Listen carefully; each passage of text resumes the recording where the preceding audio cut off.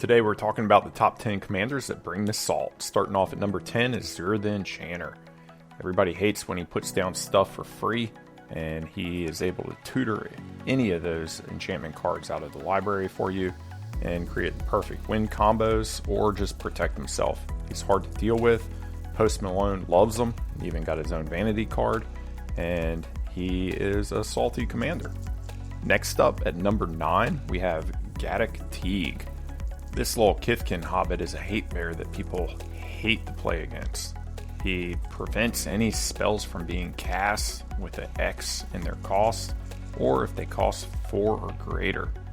So any board wipes or a lot of different utility spells just can't be cast with this guy. Not countered, can't be cast. So that's why he brings the salt. Next up is near and dear to my heart, Atraxa, Praetor's Voice. She's a 4/4 flyer, Vigilance, Death Touch, Lifelink for 4 specific pip colors excluding red. But that's not what really brings the salt about her. It's the access to proliferate. She's only one of 3 commanders that can proliferate at the end of the end step, and that can cause all sorts of shenanigans, and is one of the reasons why Doubling Season is such an expensive card. Next we have Bonder Prodigy at number 7, who cheats and ramps in colors that already ramp and cheat. He is a pain to play against because he's so cheap to get down early on, and he's going to make everything very valuable for the player that plays them, and eventually get out some really expensive cards. Next up we have Trulane, Teller of Tales, who goes off at this sign of any creature that can bounce and an intruder alarm. There's all sorts of combo shenanigans you can get, and he'll just draw his whole deck and have the same game play out every time. So he brings the salt at another level. And now we're to the top 5. Narset, Enlightened Master is just a pain to play against. You're playing solitaire at this point. If you can get her down and get her attack trigger, you're going to be playing everything for free and taking extra turns, both of which is not great for the rest of your pod. So she brings the salt. But speaking of salt, Hikori the Dust Drinker is just drinking it straight up out of the little glass container. This guy doesn't let you untap lands during your untap steps. You get to untap a single land. I mean, this guy's just a hate bear in the command zone, and everything that he's going to follow you up with is just white hate bears. So if somebody puts this down in their command zone, you might just want to leave the table. And next up at number 3 is the Taxman himself, Grand Arbiter Augustin IV. I mean, if that's not a stuffy name, I don't know what is. And he makes everything that you cast cheaper and all your opponents more. So he's going to give you a lot of advantage and kind of ramp whenever you just plop him onto the table. But these colors are also kind of, indicating to the rest of your pod that you're going to be doing some restrictions on them throughout the game. So he's not going to be a very fun commander to play against unless you figure out a better way to make him less salty. Next up, we have everybody's favorite Triplets.